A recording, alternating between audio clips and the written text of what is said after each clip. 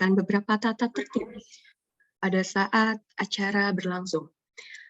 Bapak, Ibu, dan rekan hadirin diharapkan untuk menonaktifkan mikrofon selama acara berlangsung, terkecuali jika telah diperbolehkan untuk berbicara oleh moderator. Hadirin diharapkan untuk mengaktifkan kamera pada saat acara berlangsung, serta diharapkan untuk menggunakan virtual background yang telah diberikan oleh virtual background nih. Baik, acara akan saya mulai. Assalamualaikum warahmatullahi wabarakatuh. Salam sejahtera bagi kita semua. Salam Om Swastiastu, Namo Buddhaya, dan salam kebajikan. Selamat pagi Bapak, Ibu, dan rekan-rekan sekalian. Kami ucapkan selamat bergabung pada acara webinar Kiat Sukses Budik Damber di Lahan Terbatas sebagai penyedia pangan keluarga.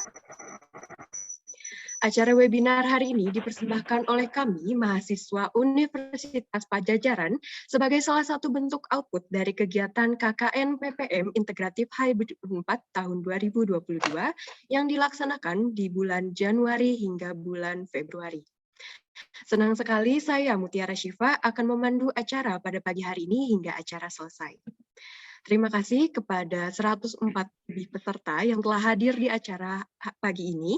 Terima kasih kepada Bapak Ibu pembicara, Ibu Dr. Yuli Andriani, SPIMP, dan Bapak Dr. Muhammad Fattah Wiyatna, MSI, yang telah bersedia untuk memberikan ilmunya kepada kita pada pagi hari ini. Tak lupa juga terima kasih kepada Bapak Dr. Andes Walim Lili, MSI, yang telah bersedia untuk memoderatori acara kita kali ini. Dan juga terima kasih kepada para panitia yang telah bekerja keras untuk mengadakan kegiatan webinar kali ini. Bapak, Ibu, dan rekan hadirin, izinkan saya untuk membacakan rangkaian acara kita pada pagi ini. Yang pertama, ada sesi pembukaan dan doa bersama, lalu dilanjutkan dengan sesi penyampaian materi yang pertama, dengan tema penyediaan protein keluarga melalui kegiatan Budik Damber, yang akan dibawakan oleh Bu Dr. Yuli Andriani, SPIMP. Beliau merupakan dosen dari Fakultas Perikanan Universitas Padjadjaran sekaligus merupakan dosen pembimbing lapangan KKN kali ini. Lalu akan dilanjut dengan sesi penayangan video demo di Damber, lalu dilanjutkan dengan pemberian materi yang kedua oleh Bapak Dr. Muhammad Fattah Wiyatna, MSI. Beliau merupakan dari Agrarian Rumah Edukasi dengan tema materi adalah Budik Damber sebagai bagian dari integratif farming. Lalu akan dilanjutkan dengan sesi diskusi yang akan dipandu oleh Bapak moderator kita, Bapak Dr. Andes Walim Lili, MSI. Lalu dilanjutkan dengan sesi pemberian sertifikat untuk narasumber kami dan juga untuk Bapak moderator kami. Lalu dilanjutkan dengan pemberian door prize. Lalu dilanjut dengan sesi penutupan dan doa bersama, dan diakhiri dengan sesi foto bersama. Baik, demi kelancaran acara webinar kita pada pagi ini, marilah kita memanjatkan doa kepada Yang Maha Kuasa. Berdoa sesuai dengan kepercayaannya masing-masing, dipersilakan.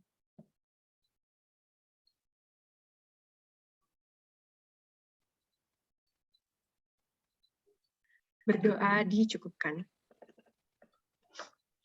Bapak, Ibu, dan rekan-rekan hadirin, selanjutnya kita akan memasuki sesi selanjutnya. Namun sebelum itu saya ingin memberitahukan kepada seluruh hadirin diharapkan untuk mengisi data form kehadiran pada link yang akan dikirimkan oleh panitia di kolom chat Zoom dan di grup WhatsApp, dan diingatkan kepada hadirin untuk mengisi nama sesuai dengan nama lengkapnya, karena nantinya nama tersebut akan tertera pada sertifikat yang akan dikirimkan langsung melalui email masing-masing peserta. Baik, sesi selanjutnya merupakan sesi materi pertama dan kedua. Sesi materi dan diskusi nantinya akan dipandu oleh Bapak moderator kita, Bapak Dr. Andes Walim Lili, MSI, atau yang lebih akrab disapa Bapak Walim. Beliau merupakan dosen Fakultas Perikanan Universitas Padjadjaran. Langsung saja Bapak Walim. Selamat pagi Pak Walim. Selamat pagi. Baik, langsung saja Bapak, saya persilakan untuk memandu sesi materi dan diskusi kita pada pagi hari ini. Baik, terima kasih kepada MC. Bismillahirrahmanirrahim. Assalamualaikum warahmatullahi wabarakatuh. Waalaikumsalam warahmatullahi wabarakatuh. Selamat pagi, salam sejahtera untuk kita semua. Pada pagi ini kita akan melaksanakan webinar. Terima kasih kepada Ibu dan Bapak narasumber yang sudah hadir di room, dan juga kepada undangan peserta yang sudah mencapai 106 orang, ya, sudah cukup banyak. Mudah-mudahan webinar kita bermanfaat dan bisa menjalin silaturahim yang lebih baik lagi barangkali ya ke depannya. Saya akan mulai dengan kurikulum vitae dari Ibu Dr. Yuli Andriani. Ibu Dr. Yuli Andriani ini adalah dosen di Departemen Aquakultur, Program Studi Perikanan, Fakultas Perikanan dan Ilmu Kelautan Universitas Padjadjaran. Beliau merupakan dosen yang cukup aktif ya di dalam menulis berbagai literasi, dan juga telah menghasilkan 13 buku tentang perikanan. Dan beliau ini dari mulai S1 sampai S3 ditempuh di Universitas Padjadjaran. Selanjutnya beliau juga pernah mengikuti program sandwich di James Cook University Australia tahun 2009, dan juga di Hasatsat University Thailand tahun 2013. Ibu Yuli ini juga sebagai dosen di Sekolah Pascasarjana Universitas Padjadjaran. Untuk itu kami persilahkan Ibu Yuli untuk memaparkan materinya, mungkin sekitar 20 menit, Bu. Waktu dan tempat dipersilakan. Baik, terima kasih Pak Walim atas pembukaan yang sudah disampaikan. Bismillahirrahmanirrahim. Assalamualaikum warahmatullahi wabarakatuh. Waalaikumsalam warahmatullahi wabarakatuh. Selamat pagi Bapak dan Ibu sekalian. Pada hari ini senang sekali saya bisa bertemu dengan Bapak dan Ibu semuanya, dan sangat berbahagia pada saat saya melihat di room chat bahwa peserta webinar kali ini betul-betul berasal dari seluruh Nusantara, dari Jayapura, kemudian Madura, Tegal, ya, Papua, kemudian dari Bangka Belitung, Jambi, Indramayu, Magetan, Mentawai, ya, kemudian Kendari, Bekasi, Kalimantan Tengah dan Barat, Cirebon, Mentawai, Nrekang, ya. Tidak lupa juga dihadiri oleh para mahasiswa dan alumni yang pernah saya ajar, terima kasih. Kemudian tidak lupa webinar ini juga dihadiri secara luring oleh ibu-ibu RW di Desa Cikeruh, Jatinangor. Terima kasih atas kehadirannya hari ini. Mudah-mudahan apa yang kita akan share hari ini tentang metode budidaya yang sangat sederhana, ya, sangat sederhana, itu menjadi satu media untuk pencerahan kita untuk selalu bisa melakukan kegiatan budidaya dimanapun. Panitia bisa share screen-nya, materi saya.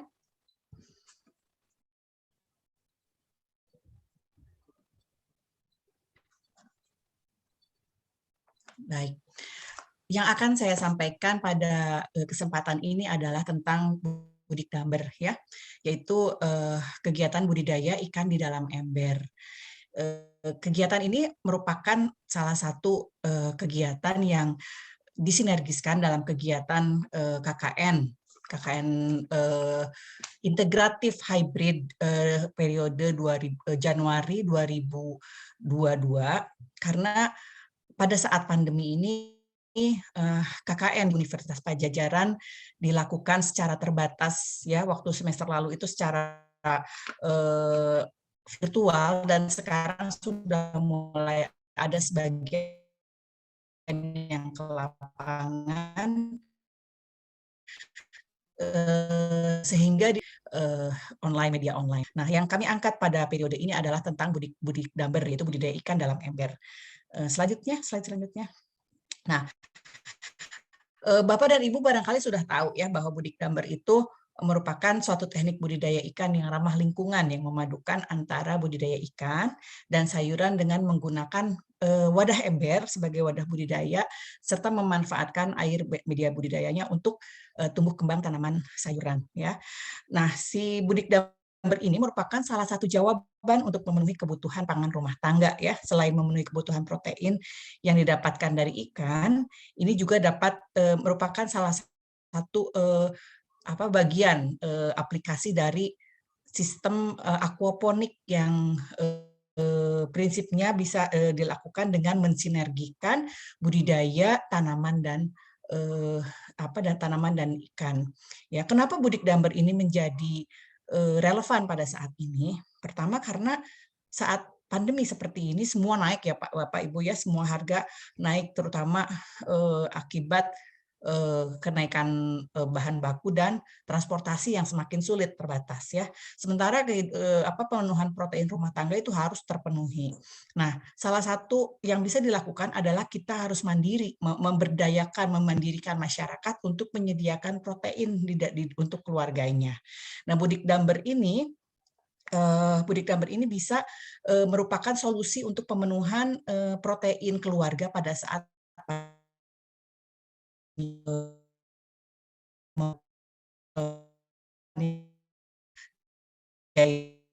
ya. Ini sama seperti kita menyimpan tempat sampah ataupun ember di tempat satu tempat, tapi kemudian dia mampu menyediakan protein untuk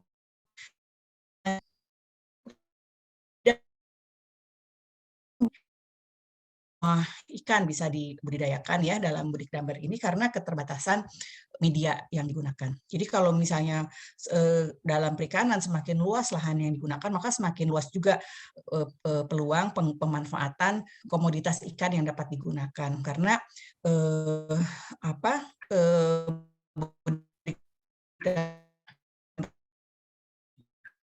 menggunakan karakteristik harus dimiliki oleh ikan-ikan yang bisa digunakan di dalamnya ya. Jadi pertama yang harus diperhatikan adalah ikan yang bisa digunakan dalam Budik Damber ini adalah ikan-ikan yang mempunyai kebutuhan oksigen yang rendah ya. Karena seperti kita ketahui Budik Damber itu tidak menggunakan penambahan oksigen atau aerasi di dalam operasionalnya. Sehingga yang kedua, ikan yang cocok untuk digunakan untuk Budik Damber adalah ikan-ikan yang tidak mempunyai sisik dan sirip tajam ya. Karena dengan media yang terbatas apabila kita menggunakan ikan yang bersirip, mereka akan saling melukai satu sama lain karena kepadatan yang tinggi ya, sehingga untuk keperluan tersebut ikan yang cocok untuk digunakan pada media Budik Damber adalah ikan lele, ikan patin atau ikan gabus ya. Yang pertama tidak memerlukan oksigen terlalu tinggi, kemudian yang kedua tidak memiliki sisik-sisik tajam yang bisa melukai satu sama lain ya. Kemudian dari jenis tanaman yang bisa digunakan itu kita bisa menggunakan berbagai tanaman sebetulnya ya, tetapi yang paling populer yang paling terkenal itu adalah penggunaan kangkung, kemudian selada ya, itu pada Budik Damber itu banyak digunakan. Tapi kalau pada sistem aquaponik secara umum itu kami dari tim ALG Perikanan Fakultas Perikanan dan Ilmu Kelautan Unpad beberapa tahun yang lalu selama 4 periode berturut-turut menggunakan sudah menguji berbagai tanaman termasuk kangkung, selada, cabai merah ya, kemudian tanaman-tanaman hias itu bisa ditanam pada media aquaponik termasuk dalam budidaya Budik Damber. Namun untuk Budik Damber untuk memenuhi kebutuhan protein rumah tangga, kita lebih recommended pada tanaman-tanaman yang bisa dimasak untuk kebutuhan sehari-hari. Selanjutnya. Nah, Seperti yang sudah kita tadi saya kemukakan bahwa Budik Damber ini merupakan kegiatan bermanfaat ya, yang sangat bermanfaat apabila diberdayakan di lingkungan kita ya untuk memenuhi kebutuhan protein ya. Jadi bisa menyediakan pangan dengan protein hewani dan sayuran dalam kondisi sehat dan segar ya, organik ya Bapak Ibu, karena tidak menggunakan tidak menggunakan pupuk. Kemudian membantu menjaga lingkungan dan memanfaatkan bahan-bahan plastik ya, limbah plastik sebagai media tanam di lahan pekarangan. Kemudian salah satu yang bisa digunakan untuk Budik Damber itu misalnya lele ya. Lele itu merupakan ikan dengan kandungan protein yang tinggi, kandungan lemak yang rendah ya. Dan paling utama itu adalah dia mensupport omega 3 dan omega 6 yang tidak berdampak terhadap kesehatan seperti kalau kita memakan daging ataupun daging sapi maupun ayam ya. Jadi ikan itu mempunyai keunggulan nutrisi karena ini ya tidak menyebabkan peningkatan kolesterol ataupun lemak-lemak jahat lainnya. Nah, bagaimana kita Budik Damber menyediakan pangan organik dari kegiatan Budik Damber ini? Karena dalam sistem Budik Damber tidak ada input pupuk ya, tidak ada input fertilizer dalam prosesnya. Kemudian dari mana si tanaman mendapatkan pupuk? Nah, di sini adalah proses sirkulasi energi ya, terdapat sirkulasi energi dalam kegiatan Budik Damber ini. Dimulai dengan pemberian pakan pada ikan. Pemberian pakan pada ikan itu kemudian akan sebagian dideposit di dalam tubuh ikan untuk pertumbuhan somatisnya. Jadi ikan akan bertambah berat ya, bertambah bobotnya dalam kurun waktu tertentu, dan sisanya adalah dikeluarkan dalam bentuk feses ya, sisa metabolismenya. Feses itulah yang kemudian menjadi bahan organik yang digunakan oleh kangkung untuk atau tanaman lain yang digunakan untuk pupuknya, sehingga itu yang menyebabkan Budik Damber ini menjadi sangat ramah lingkungan ya, dan aman untuk kesehatan karena tidak menggunakan pupuk secara langsung.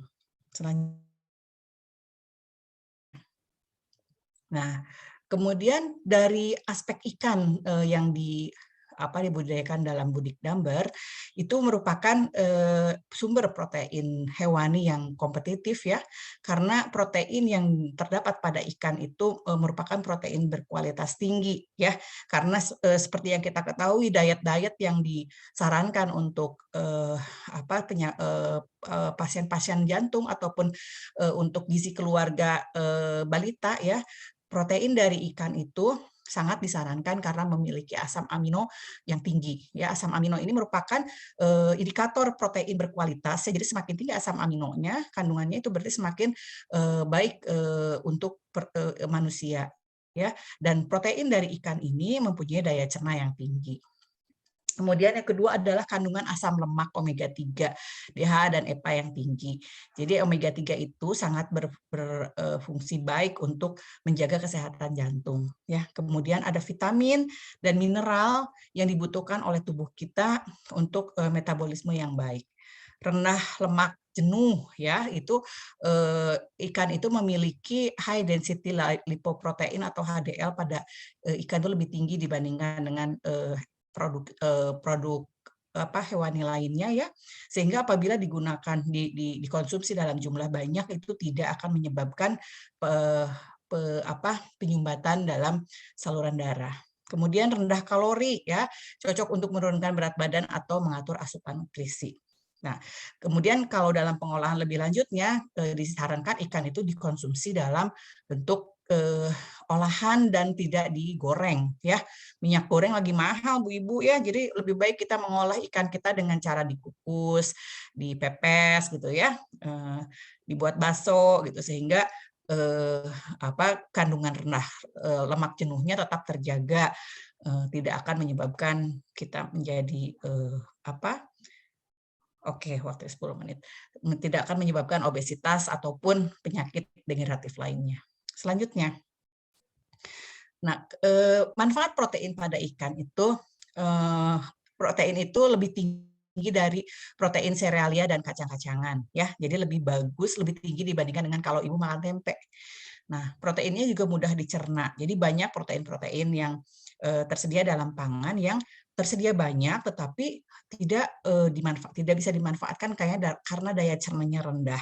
Nah, untuk ikan daya cernanya itu tinggi sehingga apabila kita memakan ikan, maka pemenuhan protein akan terpenuhi dengan baik. Ya. Kemudian apabila diberikan pada balita, ikan sangat baik karena mempunyai asam amino turin. Ya, turin itu berfungsi untuk merangsang pertumbuhan sel otak balita. Kita bisa bercermin pada masyarakat Jepang ya. Kenapa masyarakat Jepang bisa mempunyai kecerdasan yang di atas rata-rata itu karena konsumsi ikan yang sangat tinggi. Ya, konsumsi ikan yang sangat tinggi. Sehingga mari sekarang kita mulai ajak masyarakat untuk mau makan ikan supaya generasi kita berikutnya lebih pandai lagi dari saat ini, ya. Kemudian kandungan protein ikan adalah mencapai 20%. Jadi itu sangat tinggi sekali ya. Jadi kalau misalnya sangat dibutuhkan oleh manusia dan cukup untuk memenuhi kebutuhan manusia. Di sini terlihat bahwa ada ini adalah penampang dari otak manusia ya, dengan gizi kurang dan infeksi dan gizi cukup yang sehat ya. Jadi kalau kurang protein maka pembentukan otak balita itu seperti yang sebelah kiri ya. Jadi kopong gitu, kopong. Jadi hanya volume kepalanya sama tetapi volume otaknya sedikit. Kemudian itu yang akan berdampak pada mutu SDM kita selanjutnya ya. Bagaimana dampaknya kurang protein itu akan berdampak pada kecerdasan anak ya, daya tahan tubuhnya, terutama pada saat pandemi seperti ini ya. Protein yang baik itu sangat mensupport peningkatan imunitas kita supaya tidak terserang penyakit. Selanjutnya. Nah, cara pembuatan budik dambar sendiri itu sebetulnya akan disampaikan pada video yang akan ditayangkan pada setelah pemaparan ini ya. Tapi pada prinsipnya adalah kita membudidayakan tanaman dan ikan pada satu media budidaya ya, dengan memberikan perhatian yang cukup pada kualitas air dan pemberian pakan. Ya, jadi pemberian pakannya tidak bisa terlalu banyak, ya, harus terukur karena itu akan berdampak pada kualitas air. Ya, sehingga apabila air sudah dirasa kotor, maka dilakukan penggantian air sebanyak 75%. Ya, itu lele itu akan sangat kuat menghadapi penggantian air sebanyak ini, gitu. Nah, bila terjadi serangan pada tanaman, ya itu bisa dibersihkan saja. Tapi biasanya pengalaman saya melakukan budik dambar ataupun aquaponik itu jarang sekali terserang penyakit. Selanjutnya. Nah, kelebihan dan kekurangan dari budik dambar adalah dari aspek kelebihannya, modalnya sedikit ya. Kemudian hemat listrik karena sama sekali tidak menggunakan listrik. Hemat air ya, hemat tempat dan perawatannya lebih mudah dan sederhana dengan ataupun ya. Jadi itu bisa dipindahkan kalau misalnya anak kos bisa dipindahkan ke tempat kosnya masing-masing kalau pindah misalnya ya. Kemudian tidak memerlukan tempat yang banyak gitu, sehingga bisa diselipkan di salah satu sudut rumah dengan syarat sirkulasi udara dan sinar matahari bisa terpenuhi dengan baik. Kekurangannya karena medianya kecil, suhunya itu sangat mudah turun dan naik ya. Kemudian pH airnya juga cepat berubahnya sehingga kandungan oksigennya akan menurun dan memelihara ikan dalam ember itu harus banyak, berbeda dengan budidaya ikan konvensional, misalnya di kolam tergenang ya, kolam tergenang yang airnya tidak pernah diganti atau pemberian pakannya bisa lebih banyak. Nah, ini di budik dambar ini seperti tadi ya, pengendalian pemberian pakan dan penempatan penggunaan jenis tanaman dan ikannya harus diperhatikan. Selanjutnya. Nah, ini adalah salah satu contoh kalau kita mau meletakkan budik damber di rumah kita. Ini adalah budik damber yang diprakarsai oleh Pak Riza Rahman Hakim, MSc, ya, teman saya dari dosen UMM Malang. Jadi letakannya itu di balkon rumah, ya, balkon rumah dengan beberapa ember dan beberapa jenis komoditas tanaman. Itu ikan yang ditanam dalam embernya juga bervariasi. Nah, dari kegiatan ini selain untuk pemenuhan keluarga, ternyata penggunaan budik damber yang lebih dari satu itu bisa menambah ekonomi keluarga dengan menjual sayuran dalam bentuk organik, sayuran organik. Bapak dan Ibu tahu bahwa sayuran organik itu memiliki harga yang lebih mahal dibandingkan dengan yang dikultur menggunakan pupuk, ya, pupuk sintetis apalagi. Sehingga selain untuk memenuhi kebutuhan keluarga, ternyata budik damber ini bisa juga menambah pendapatan keluarga. Gak usah jauh-jauh gitu ya, penyediaan dijualnya di depan rumah untuk menyediakan warga se-RT misalnya, itu sudah lumayan menambah pendapatan keluarga. Selanjutnya, ya, slide selanjutnya. Nah, demikian ya materi yang saya sampaikan. Terima kasih atas perhatiannya. Untuk lebih jelasnya saya ingin menampilkan tayangan video dari hasil karya mahasiswa KKN saya yang menunjukkan cara merakit budik damber dengan cara yang mudah. Silakan. Terima kasih atas perhatiannya. Assalamualaikum warahmatullahi wabarakatuh. Waalaikumsalam warahmatullahi wabarakatuh. Waalaikumsalam warahmatullahi wabarakatuh.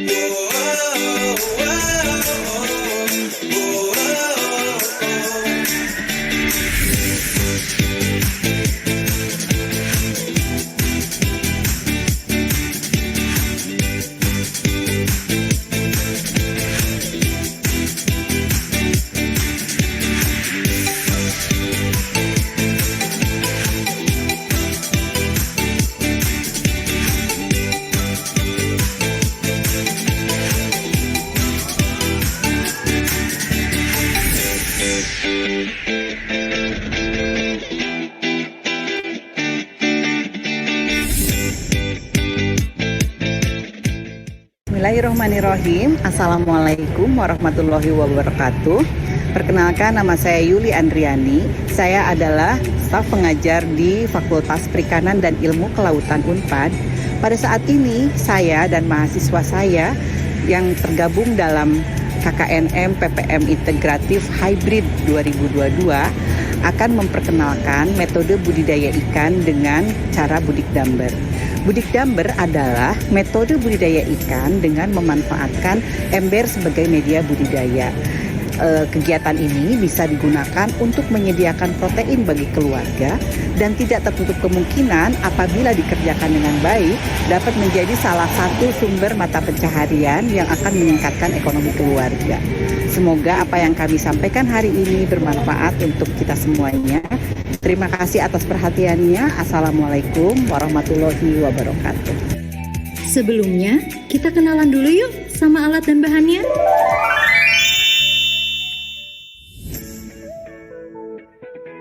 Yang pertama, siapkan ember yang telah diisi oleh air hingga merendam media tanam.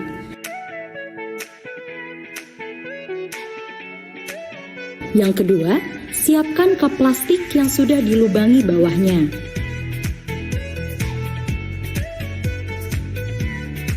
Yang ketiga, untuk media tanam dapat menggunakan rock wool, sekam, arang, namun pada video kali ini kami menggunakan rock wool. Yang keempat, siapkan bibit sayuran kangkung yang telah disortir sebelumnya dengan air. Bibit yang baik digunakan yaitu bibit yang tenggelam. Yang kelima, siapkan ikan lele berukuran 10-15 cm atau sepanjang tangan orang dewasa, sebanyak 30 ekor untuk ukuran ember, ukurannya 80 liter. Yang keenam, siapkan pakan lele. Yang ketujuh, siapkan air yang sudah diendapkan atau didiamkan minimal 2 hari sebelumnya. Setelah menyiapkan alat dan bahan, selanjutnya merangkai media budik dambernya. Yang pertama, masukkan air yang sudah diendapkan selama kurang lebih 2-3 hari ke dalam ember. Yang kedua, masukkan bibit lele yang sudah disiapkan ke dalam ember.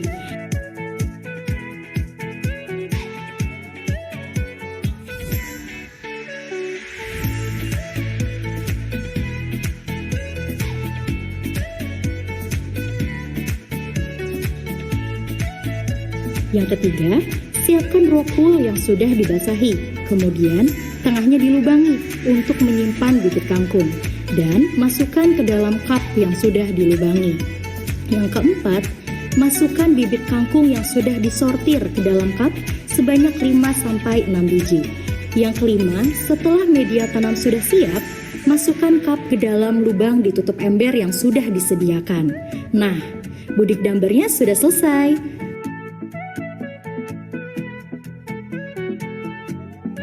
Apa sih kelebihan dari budik damber dibanding budidaya yang lain? Yang pertama, membantu memenuhi kebutuhan protein keluarga. Yang kedua, dapat menjadi bisnis yang menguntungkan loh. Yang ketiga, dapat menjadi solusi pangan di lahan yang terbatas. Yang keempat, hemat lokasi dan juga tempat budidaya. Yang kelima, dapat menjadi kegiatan yang positif di masa pandemi COVID-19. Setelah mengetahui kelebihan dan tata cara pembuatan budik damber, mungkin perlu diketahui biaya yang diperlukan untuk membuat budik damber itu sendiri. Kisaran harganya terdapat pada gambar berikut. Nah, setelah melihat tata cara, manfaat, dan kisaran biaya yang diperlukan untuk budik damber, prosesnya sangat mudah dan menguntungkan, bukan? Yuk, mari kita berbudik damber. Kenapa pada bingung, Pak?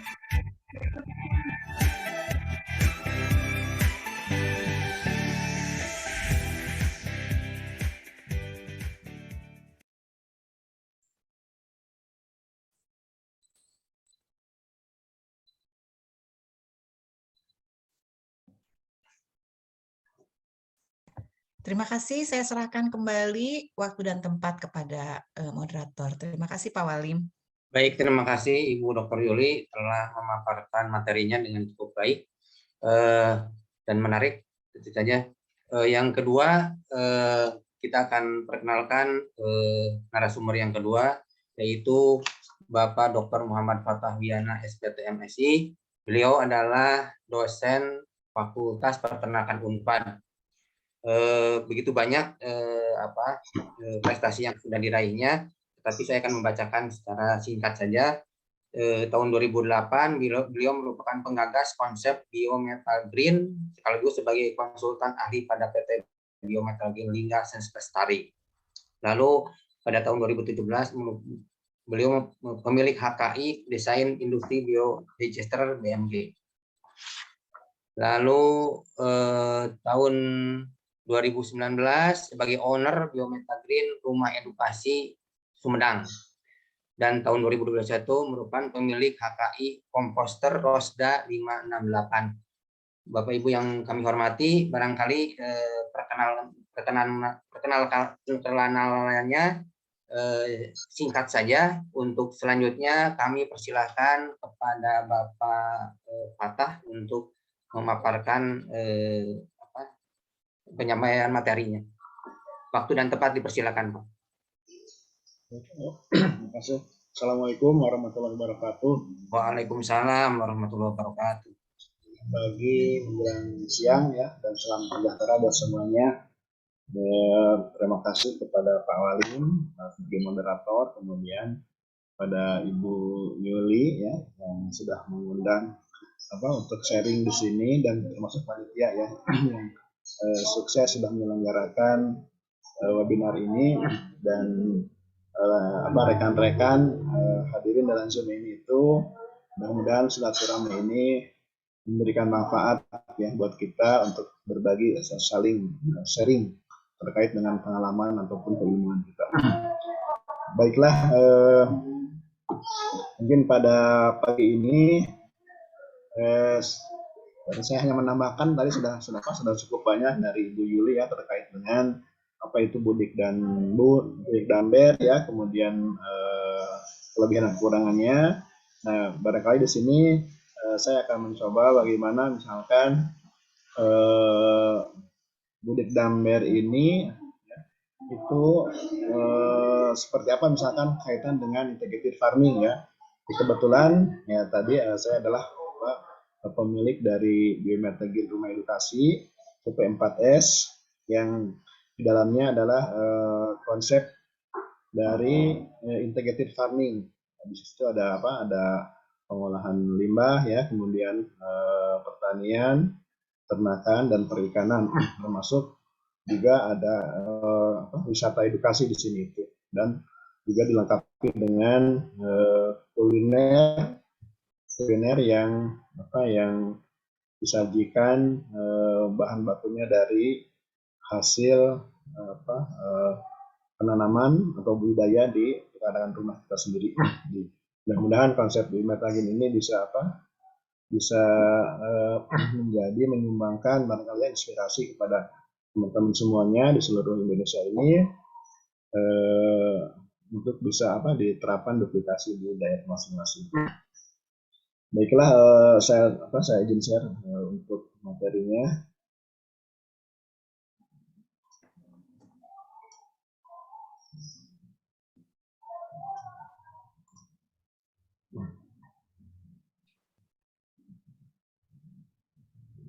Sudah ada. Sudah, Pak. Ini saya di sini mengambil tema ini budik dan ber ya, berbasis pengolahan sampah organik dapur, mana ini itu merupakan aplikasi dari tempat saya sendiri ya di rumah edukasi Biometa Green terkait dengan aplikasi teknologi aquaponik ya yang disampaikan oleh Ibu Yuli. Nah, kemudian perkenalkan ya, ini nama saya tadi Muhammad Fatahiyatna. Kalau misalkan ada yang tertarik dengan konsep rumah edukasi ini, bisa di follow di Facebook ya, sini Fatah Biometa Green, atau di IG, atau di lokasinya ada di Biometa Green Rumah Edukasi, ada di map ya. Ini nomor kontak saya apabila memerlukan. Nah ini budik dan ber ini sejak tahun berapa ya, WFH mungkin 2020 ya, 2020 awal ya. Sebetulnya saya itu waktu itu belum ada budik dan ber ya, hanya yang ada itu adalah aquaponik dari misalkan kolam ikan ataupun kolam terpal ya, yang ada seperti itu. Nah, cuman karena ada beberapa pertanyaan dari masyarakat, karena di sini tempat kunjungan, tempat studi banding dan sebagainya, nah, akhirnya saya mencoba tertarik untuk melihat bagaimana itu budik dan ber ya, budik dan ber. Nah, kemudian keluhannya adalah bahwa mungkin karena belum lengkap informasinya, misalkan dari YouTube ataupun dari internet, banyak yang sudah mencoba tetapi masih mengalami kegagalan. Di antaranya air kolam menjadi bau, kemudian banyak ikan yang mati ya, kemudian atau misalkan terserang hama atau ini ya, si ikannya itu ya. Tadi sudah disinggung juga oleh Ibu Yuli, sepertinya kalau misalkan kalau kita bisa menjaga kualitas air ya dan sebagainya, ini hal itu bisa dihindari. Nah, kemudian mungkin ada beberapa pengalaman yang barangkali bisa membuat solusi untuk menghindari kegagalan aquaponik ataupun misalkan di budik dan ber ini, untuk menghindari misalkan tadi ada ikan yang mati ataupun misalkan air yang bau dan sebagainya. Jadi kemudian saya mencoba juga ya dari budik damber ini itu ada beberapa hal ternyata yang harus kita perhatikan terkait dengan kalau misalkan sehingga tidak muncul kegagalan atau bukan kegagalan ya percobaan yang belum berhasil gitu ya. Kalau kegagalan sih tidak ada hal yang gagal ya. Nah yang pertama ya dalam budik damber ini itu ada 4 hal minimal ya.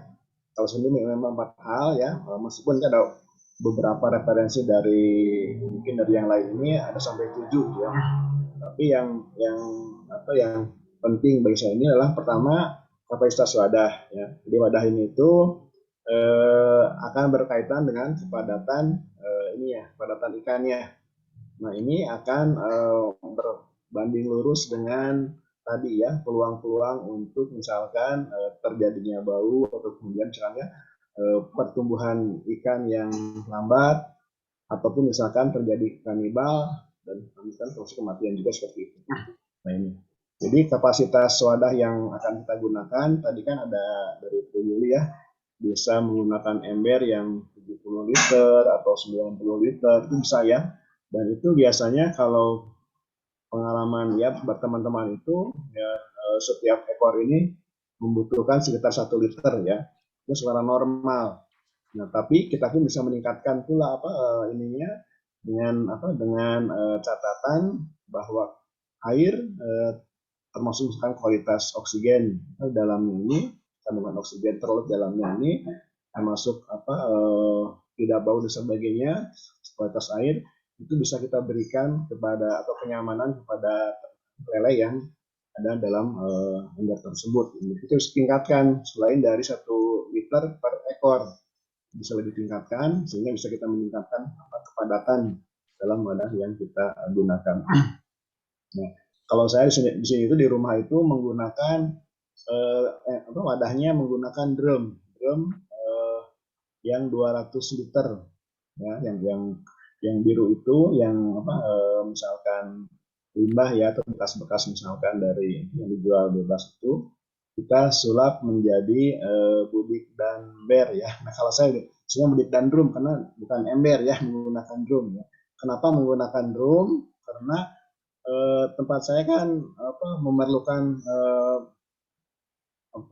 karena ada penjualan ikan ya, ikan lele ya untuk konsumen yang datang ke rumah, dan itu waktu itu karena pertimbangan menggunakan bioflok atau kolam terpal yang cukup luas ya, sehingga ketika ada yang membeli itu sulit, harus membuat ini dulu airnya surut dulu ya, baru kita bisa ambil, bisa panen ininya. Nah kepikiran ya gimana kalau misalkan kita lakukan budidaya dalam drum, mestinya kita tinggal dalam drum ini kapasitas lebih besar dari ember, kemudian lebih mudah pula untuk panen karena setiap saat itu bisa diambil ini ya lelenya ketika ada pembeli ya, karena di sini itu kan dikenal sebagai pangan organik ya, baik lele, ayam maupun yang lainnya, ikan sayuran sebagainya. Nah sehingga setiap saat ini pembeli itu hadir dan mereka ingin fresh ya, tidak dalam beku, sehingga langsung diputuskan untuk buat drum ya lebih besar dan lebih murah dibanding ember waktu itu pertimbangannya. Tapi kembali pada kita mana yang ada di kita ya. Kemudian pemilihan benih tadi sudah sampaikan, kemudian pemeliharaan air kolam ini kita akan coba bahas ya, dan pemberian pakan. Nah ini kapasitas yang bisa kita lakukan ya, gunakan ada bekas cat yang 25 kilo atau 30 kilo, ada juga yang ambil kapasitas tadi atau drum bekas yang 90 atau 100 liter ya, banyak di pasaran. Kemudian perbandingan ini tadi secara standar. Kemudian ada potongan tadi saya sampaikan ya bagaimana cara pembuat budik damber ini. Nah kalau saya sendiri di sini ada tambahan yaitu ada lubang drainase karena biasanya ada pula yang hanya ember saja, tapi ketika misalkan mau ada pembuangan penggantian maka itu dituangkan semuanya ya, padahal ya kalau pelaksanaan sendiri itu kita pengurasan tidak perlu pengurasan total, hanya cukup mengurangi kemudian menambahkan air yang baru, ya, sehingga itu ikan tidak stres ya, karena sudah ada media yang sebelumnya yang sudah cocok habitatnya, sehingga tidak menimbulkan stres. Nah, aerator dalam dikdam burung ini itu saya coba berikan ya, dengan tujuan suatu saat kalau kita tidak gunakan buat lele, itu juga buat ikan hias. Ya, saya sebutkan ada budik damer yang menggunakan ikan hias pula ya untuk budidayanya. Nah, di sini kita lihat ya, ini budik dam drum yang ada di rumah saya ini konsep budik damernya. Jadi di bawah ember itu kita buat lubang drainase ya untuk pembuangan misalkan kotoran ataupun endapan yang ada dalam di atas di dasar ember ya, supaya mengurangi endapan dan tidak terakumulasi kembali kepada ini. Kan lele itu kan aktif terus ya, sehingga suatu saat kalau sudah reda ya tidak ada pemberian pakan, maka bisa terbuang dulu bagian bawah sehingga bisa mengurangi kandungan amoniak dalam air kolam tadi. Nah, ini pun bisa juga sebagai aerator, aerasi kalau kita gunakan misalkan buat selain lele ya, tadi selain lele kemudian pati yang sampai ada jeli ya. Buat mungkin kalau buat nila ataupun misalkan buat ikan hias, kita pun bisa tambahkan aerator ya. Tidak perlu pakai pompa, hanya menggunakan aerator yang wattnya rendah, tapi ini bisa sirkulasi ya. Jadi dari bawah muter ya airnya seperti ini bisa sama ya. Nah, tapi itu pun digunakannya sewaktu-waktu kalau diperlukan. Selama ini saya itu tidak pernah menggunakan ini karena yang ditanamnya adalah lele ya, kalau lele kuat insya Allah. Nah, kemudian tadi pemilihan ikan sudah disampaikan ya. Nah, intinya seperti ini, jadi pelihara ikan yang sehat lah ya, yang sehat, tidak ada berkas-berkas putih ataupun ini. Nah, ini kan lele bersifat besar ya. Nah, ini yang mungkin yang bedanya dengan yang lain ya. Nah, dalam budik damber ini itu kalau saya di sini ya, ini menggunakan awalnya menggunakan probiotik ya. Untuk apa probiotik digunakan? Ketika misalkan kita pengisian air awal, tujuannya adalah untuk membuat air ini menjadi lebih nyaman, baik pH pun sebagainya ya. Yang kedua, itu pun bisa dengan probiotik ini bisa menumbuhkan plankton nanti yang akan yang bisa dimanfaatkan untuk ikan. Nah, berikutnya adalah yang paling penting bagi saya itu dalam probiotik itu adalah ada bakteri Nitrobacter. Ini harapannya ketika misalkan nanti ketika kita cemplungkan ya atau masukkan lele atau ikan, maka kan langsung itu meskipun tidak kasih makan dulu ya, puasa dulu gitu beberapa jam. Nah, kemudian itu pasti mengeluarkan feses. Nah, feses itu atau kotoran itu campur dengan pakan sebagainya. Nah, kalau misalkan ada bakteri Nitrobacter itu tidak akan menjadi amoniak, akan langsung dirubah menjadi nitrat misalkan ya. Nah, nitrat itu nanti akan kita gunakan untuk nutrisi tanaman di atas kolam budik damber tadi itu. Ini seperti ini yang kita lakukan di sini itu. Jadi tambahkan menggunakan probiotik. Probiotiknya apa ya? Bisa buat sendiri atau mungkin ada di jual bebas. Dosisnya tergantung merek ya. Umumnya sekitar 2-3 ml per liter ya tambahkan. Misalkan kalau saya di sini itu 200 liter, ini tidak full semuanya, sekitar 180 liter, maka itu dikali 2 misalkan sekitar ya hampir 1/4 ya atau 300 mili wadah saja. Setelah itu diberikan probiotik rutin tiap minggu. Dan itu insya Allah dijamin air itu tidak akan bau ya. Meskipun saya sudah beberapa bulan tidak pernah mengganti ya, hanya membuang bagian yang endapannya saja. Ditambahkan lagi yang baru. Lalu kemudian tambah secukupnya. Nah, aerator digunakan jika perlu. Nah, pemberian pakan Nah, pakan ini umumnya kan menggunakan pelet. Nah, pelet ini ya, sebetulnya kalau kita jujur ya bahwa budidaya dalam ember itu menggunakan pelet dari toko ini ya hanya hiburan saja ya, tidak akan kembali misalkan secara bisnis ya ini kalau misalkan antara panen dengan nilai panen dengan nilai pengeluaran ya akibat pakan dan sebagainya ini itu ya masih mungkin imbang ya, bahkan mungkin kurang ya. Tapi kita punya benefit, kita hiburan, kita akan jadi sehat ya, dan kita pun bisa mendapatkan mengkonsumsi pangan yang sehat dari kita sendiri ya. Karena kalau yang dari luar itu kita tidak tahu apakah mereka diberi misalkan bentan misalkan bangkai ya, ataupun misalkan diberikan pakan-pakan yang kurang dipertanggungjawabkan gitu ya, sehingga nanti mungkin dagingnya akan dipertanyakan seperti itu. Nah, jadi untuk budidaya ikan dalam ember ini itu benefitnya, kita akan mendapatkan pangan yang sehat ya, daging yang sehat, lele yang sehat, ikan yang sehat, karena kita sendiri yang produksinya. Tadi yang sempat Juli kita organik seperti itu. Kemudian pakan ini ya sekitar 3-4% ya, tergantung dari ikannya. Ada yang sampai misalkan 6%, tergantung dari usianya juga ya. Dan itu harus di sampling, misalkan sebulan kita sampling berapa rata-rata berat badannya, itu untuk menyesuaikan jumlah pakan yang akan kita berikan. Karena kalau terlalu banyak pakannya itu malah jadi endapan ya. Jadi lele itu sifatnya ini kalau kita berikan barang ya, atau misalkan apa itu mau pakan ataupun yang lainnya, itu pasti direspon dengan baik ya, meskipun dia udah kenyang.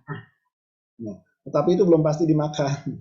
Nah, jadi artinya kita yang harus mengatur konsumsi lele itu, jangan karena mentang-mentang dia makan terus gitu ya, mau terus makan ya, itu belum tentu. Karena kalau sudah dia makan merespon yang kita lemparkan, mungkin pada di bagian bawah itu dimuntahkan kembali kalau dia sudah kenyang atau kurang suka gitu ya. Nah, itu kita buktikan dalam akuarium, kita lihat misalkan seperti itu diantaranya ada beberapa pengalaman bahwa yang namanya lele itulah lele ya, jadi akan selalu menangkap dia itu rakus ya, meskipun dia udah kenyang rakus seperti itu. Dan kalau misalkan berlebihan maka kita akan rugi ya, karena terlalu banyak berlebihan. Dan efek negatifnya pakan yang diberikan itu ketika jadi endapan maka akan jadi amoniak ya. Amoniak itu malah menjadikan efek negatif buat buat lele itu sendiri ya. Ya, kenapa misalkan banyak yang mati ya, karena terlalu banyak pakan. Yang kedua, airnya mungkin tidak berkualitas ya, karena tadi tidak ada pengurai kotoran ataupun sisa pakan yang terlarut. Nah, sehingga malah menjadi racun buat ternak sendiri. Nah, ini. Nah, pakan kita pun bisa buat sendiri ya. Nah, kalau saya sendiri di sini itu sarankan pakan ini difermentasi. Kita buat beli pelet, disemprot dengan probiotik, dibiarkan misalkan beberapa jam ya, atau semalam, besok pagi diberikan. Itu ternyata bisa mengurangi tadi bau dalam ikan ya. Yang kedua itu karena ada bakteri dalam probiotik, nah sehingga si amoniak yang dikeluarkan dalam proses itu menjadi berkurang, sehingga insya Allah tidak akan terjadi kematian akibat keracunan amoniak. Kalau panen berapa menit lagi Cek? Oke, berikutnya ini panen biasanya sekitar 2 bulan ya, 2 bulan kemudian sortir lagi, karena dalam itu ada istilahnya karena kompetitor tadi yang dominan dia akan terus makan, yang kadang-kadang yang resesif dia tidak kebagian makan ya, karena pada tebat tadi pada tebar padat gitu ya. Nah, sehingga nanti ada yang tersisihkan. Nah, ketika kita panen perdana ya mungkin 50% sekarang kita panen, nah selebihnya ukuran masih belum tercapai, nah sehingga kita teruskan bahkan sampai 3-4 bulan sampai selesai. semuanya bisa dikonsumsi atau bisa dipanen sampai ukuran misalkan 1 kilo 10 ekor misalnya, tergantung dari ini kebutuhan. Nah, kalau kangkung ya sebenarnya sekitar 3-4 minggu ada kita panen. Nah, kalau panennya boleh mau dipotong ya, boleh mau dicabut semua dengan akarnya. Nah, biasanya dengan aquaponik ini ya, itu rangsangan mungkin karena ada hormon pertumbuhan dari probiotik dan proses fermentasi tadi itu cepat sekali ini ya, tunasnya cepat sekali dari setelah kita potong maka muncul tunas begitu ini ya, sirung kata orang Sunda ini. Jadi itu bisa kita panen kembali kalau sudah mencukupi. Nah, probiotik itu dan pakan seperti apa ya sini? Nah, probiotik itu dapat kita buat dari pengolahan makanan ya. Nah, kebetulan kalau saya sendiri itu ya di sini berbasis pengolahan sampah ya. Nah, sehingga termasuk probiotik yang dihasilkan itu pun adalah hasil fermentasi dari pengolahan sampah. Tapi inilah sampahnya sampah yang sisa makanan ya, yang tidak mengandung misalkan toksik ataupun bahan-bahan berbahaya ya. Misalkan sisa makanan kita ada pisang, kemudian ada sisa nasi dan sebagainya seperti itu ya. Kita buat semacam ekoenzim, kita buat POC dengan fermentasi ya. Nah, karena saya misalkan ya di sini sebagai pemilik dari Rosda ya, Rosda itu adalah alat pengolah sampah organik ya, menjadi ekoenzim itu. Nah, di antaranya hasilnya digunakan untuk bidik damber ya, ternyata bidik damber dari sini. Nah, jadi teman-teman kalau misalkan ingin mengaplikasikan bidik damber, kemudian di rumah punya ekoenzim, nah itu bisa digunakan sebagai probiotik ya, baik untuk awal misalkan pengkondisian airnya dan lanjutan ya penambahan probiotik pada budaya selanjutnya seperti itu. Insya Allah itu bisa bisa mereduksi ya kerugian akibat kematian ataupun misalkan kerugian bau air yang ada kolam itu.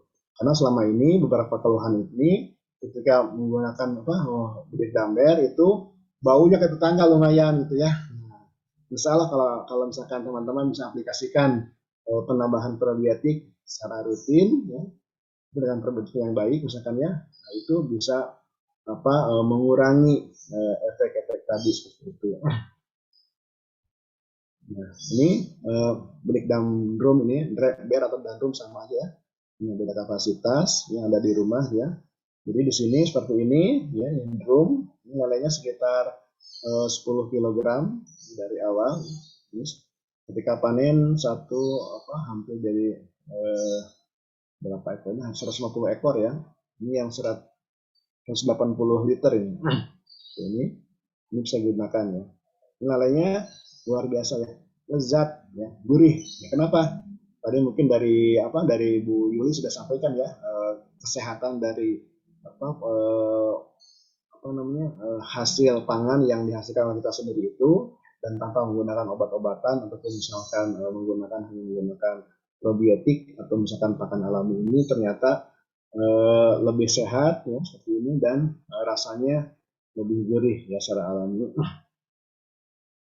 Nah ini teman-teman kalau misalkan ada yang penasaran dengan Rosda, ini adalah produk dari saya sendiri yang saya ciptakan.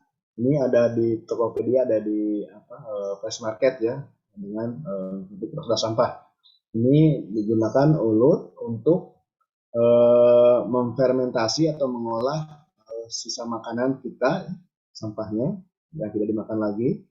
Cangkang tadi ya, cangkang buah-buahan atau sisa nasi dan sebagainya, selalu pauk. Ini bisa difermentasi di sini menghasilkan tadi suplemen buat ikan, baik buat campuran pakan ataupun buat pelarut dalam air. Ini adalah contoh Rosda yang beredar. Nah, pemanfaatan seperti apa? Nah, POC dari yang kita produksi itu tadi ini digunakan untuk campuran buat air kolam ya, luar biasa dan tidak bau ya, betul wangi ya. Kemudian juga buat hidroponik kemudian buat hidroponik seperti ini campurannya ya, meskipun kadang-kadang tidak semuanya bisa digantikan ya dengan ini, tapi ini bisa mereduksi konsumsi itu sekitar 40%. Ini pun bisa juga buat apa? Buat ada das bucket ya, hidroponik das bucket yang menggunakan air kolam gitu. Ini sama ya. Ini. Nah, pelet yang kita berikan buat pakan pun itu pun bisa kita lakukan juga dari tadi sampah fermentasi sama organik ya. Nah, Bu Yuli yang sudah banyak penelitian ya, bagaimana memanfaatkan limbah rumah tangga yang difermentasi dan diberikan kepada pakan, ternyata itu luar biasa hasilnya ya. Hasilnya itu pun bisa apa? Bisa mengurangi biaya pakan. Nah, ini pemanfaatan tadi ya, pupuk tadi itu luar biasa ya. Ke tanaman, kemudian ke ikan, dan ke tanah itu bisa membuat potensi kualitas tanah menjadi lebih baik dan tanaman lebih baik pula. Termasuk pada ternak sendiri ya. Jadi ekoenzim tadi ini hasil fermentasi ini ternyata baik sekali buat ternak pula ya. Ada beberapa aplikasi yang ada di sini ya. Semua ada di sini. Jadi ini bukan dari orang lain, ini ada di rumah saya sendiri, di rumah edukasi. Nah, akhirnya ya bahwa kita semua punya POC, punya limbah, itu bagus buat aquaponik, buat budik damber, buat tanaman hidroponik, buat tanah sebagainya ya, dan termasuk tadi pangan yang kita hasilkan pula dia akan sehat dan banyak digemari oleh masyarakat ya. Jadi tempat saya ini adalah tempat market, tempat pasar ya. Tiap hari ini lalu lalang ke rumah untuk beli sayuran, untuk beli telur yang probiotik, yang omega, kemudian daging yang sehat, kemudian termasuk sayuran seperti ini. Alhamdulillah ya. Nah ini ya kita berikan kepada masyarakat pula, kita kenalkan. Dan terakhir barangkali dari kegiatan integrated farming ini itu kita pun bisa sharing di sini, tempat sharing setiap kalangan dari mulai anak sekolah sampai masyarakat, termasuk pemerintah. Kemudian kita sajikan ya dalam kuliner. Kenapa? Kita punya produk yang sehat, yang bermutu ya, dan kita bisa bagikan kepada nah, itu barangkali ya sharing dari saya ini terkait dengan bagaimana budik damber ini itu bagian dari integrated farming dan itu bisa memenuhi kebutuhan pangan kita sendiri. Baiklah, terima kasih yang saya sampaikan. Terima kasih. Mohon maaf kalau ada kekurangan. Saya kembalikan ke moderator.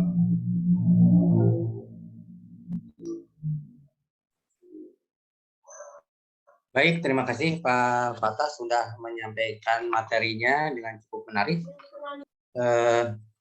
Bapak Ibu hadirin peserta webinar, selanjutnya barangkali kita akan menginjak ke acara diskusi ya, atau question and answer. Sudah banyak di chat yang bertanya. Tapi mungkin saya akan bacakan dulu beberapa pertanyaan yang ada di chat dan nanti barangkali kalau sudah selesai sebaiknya langsung saja hand raise gitu ya, dan on cam mungkin lebih interaktif sehingga tapi akan saya coba bacakan beberapa pertanyaan yang sudah ada di chat. Yang pertama adalah dari Bapak Ade Sopian ya. Bapak Ade Sopian ini bertanya pada Ibu Yuli kalau nggak salah, apakah ada perbedaan budik damber dengan aquaponik? Karena di aquaponik kadang kita menambahkan nutrisi untuk tanaman. Apakah di budik damber juga perlu diberikan nutrisi? Ini ditujukan untuk Ibu Yuli ya? Ya Pak Ade ya? Iya Pak, ke Bu Yuli. Ya. Baik, silakan Ibu Yuli untuk menanggapi atau menjawab pertanyaan dari Pak Ade Sofian ini. Ya, baik. Terima kasih Pak Moderator atas sudah mengakomodir pertanyaan dari Pak Ade Sofyan. Pak Ade Sofyan, terima kasih atas respon Anda terhadap materi saya. Jadi kalau aquaponik itu temannya Budik Damber itu temannya aquaponik ya. Jadi aquaponik Budik Damber itu versi kecil dari aquaponik ya. Karena aquaponik itu bisa itu Budik Damber dalam versi besarnya. Bisa dalam satu hatchery besar ya yang terintegrasi itu ada di Pak Fatah ada di FPIK Unpad juga ada ya, sehingga memerlukan lahan dan instalasi yang lebih rumit dibandingkan dengan Budik Damber ya. Karena volume dan volume ikan, volume air, kemudian teknologi yang digunakan pada aquaponik itu lebih kompleks, lebih rumit ya. Dalam aquaponik itu sering kita menggunakan input-input tambahan ya, seperti halnya tadi disampaikan oleh Pak Fatah. Kalau Budik Damber pun bervariasi ininya tingkatannya. Misalnya pada penggunaan drum yang volume airnya lebih besar itu atau penggunaan ikan yang memerlukan oksigen lebih banyak, maka penggunaan aerator itu bisa ditambahkan, Pak. Aerator dalam kapasitas kecil untuk menambah kandungan oksigen di dalam media budidaya. Nah, di dalam aquaponik itu karena instalasinya besar ya, volume air dan volume ikan yang banyak, itu seringkali diperlukan input tambahan seperti penggunaan probiotik ya. Ada penelitian yang menambahkan bakteri dalam bentuk dari minuman berbakteri itu yang di pasaran ya, saya nggak boleh nyebutin merek karena nggak dibayar sama mereka. Itu bisa ditambahkan untuk menambah kemampuan air untuk mempertahankan kualitasnya. Ada juga yang ditambahkan oksigen kualitas yang lebih bagus dalam bentuk bubble ini mikrobubble ya, mikrobubble. Jadi nanobubble itu digunakan juga untuk instalasi aquaponik sehingga penyebaran oksigen di dalam aquaponik, instalasi aquaponik yang besar itu menjadi lebih terdistribusi dengan baik ya. Nah, hal-hal seperti ini tidak digunakan dalam Budik Damber karena Budik Damber itu volumenya kecil ya. Nah, kemudian untuk tanamannya sendiri kita dalam contoh tadi menggunakan dari mulai bibit jadi benih ya, benihnya dalam bentuk butiran. Tapi bisa juga si butiran tersebut kita semai dulu, Pak. Kita semai dulu sehingga dia akan pada waktu dimasukkan ke dalam rock wool itu sudah inti benihnya itu udah pecah ya, jadi udah lebih mudah tumbuh dan lebih cepat gitu ya. Nah, barangkali itu yang jawaban saya untuk Pak Ade. Mudah-mudahan puas dengan jawabannya. Baik, terima kasih Ibu Yuli atas jawabannya. Pak Ade mungkin ada pertanyaan juga yang untuk Pak Fatah ya, sekalian aja Pak. Boleh ya Pak, ada Pak. Ya, boleh dibacakan saja Pak. Yang terkait dengan itu ya, pemberian aerator ya. Aeratornya kapan saja diperlukan gitu. Mungkin ada keadaan fisik seperti airnya sehingga kita harus menggunakan aerator gitu Pak. Mungkin itu saja Pak. Terima kasih banyak. Baik, silakan Pak Fatah untuk menanggapi pertanyaan dari Pak Ade. Baik, terima kasih Pak Ade. Nah, jadi tadi pun sudah disampaikan oleh Bu Yuli ya. Jadi aerator itu hanya tambahan. Nah, itu tergantung dari pertama kualitas air yang ada ya di Budik Damber kita. Yang kedua tergantung dari jenis ikan yang kita pelihara. Nah, kenapa saya sini dalam instalasinya menggunakan aerator, ya cadangan aerator, karena sering juga digunakan untuk budidaya ikan selain dari tadi ya yang kayak patin, kemudian lele dan sebagainya. Jadi kadang digunakan juga buat ikan hias, pembesar ikan hias. Nah, itu mungkin Bu Yuli lebih paham ya. Dia membutuhkan oksigen terlarut dalam airnya, nah, sehingga kita tambahkan aerator yang sederhana ya, dari aerator akuarium ditambahkan dan sekaligus sirkulasi. Nah, tapi itu pun kadang-kadang diperlukan meskipun itu misalkan jenis ikan lele ya. Nah, biasanya saya sendiri ini kalau misalkan telat memberikan probiotik ya atau terlalu kental misalkan airnya, yaitu dijalankan ya meskipun hanya 10 menit dijalankan aeratornya sehingga sirkulasi berjalan dan sekaligus ada penambahan oksigen ke dalam air tersebut, dan itu setelah itu airnya bisa lebih beda ya, beda kalau sebelum diberikan aerator dengan yang sudah diberikan aerator. Jadi itu Pak, jadi itu kadang-kadang saja ya, kalau misalkan sudah aman ya, tidak berbau, kemudian lele tidak kepalanya tidak ke atas dan gantung, seperti aman. Apalagi kalau ikan itu di bawah permukaan itu aman sekali, artinya kan nyaman ya, itu sehingga aerator itu ya meskipun kuatnya kecil tapi mungkin belum diperlukan ya, tapi kalau sudah ternyata agak-agak sedikit misalkan berbau ya bisa kita jalankan meskipun hanya beberapa menit begitu. Pak Ade. Baik, barangkali sudah terjawab Ade ya. Baik Pak, saya rasa sudah cukup jelas. Terima kasih banyak Pak atas jawabannya. Baik. Selanjutnya barangkali ini saya mengikuti chat aja ya. Dari Pak Jonathan Diando dari Universitas Samratulangi. Mangga Pak Jonathan, on cam saja Pak. Terima kasih Pak atas kesempatan yang telah diberikan Pak. Oh iya siap. Maaf Pak, untuk kualitas daripada video saya Pak agak terganggu Pak, masalahnya kondisi signal Pak. Ya nggak apa-apa Pak, itu aja pertanyaannya saja Pak ya.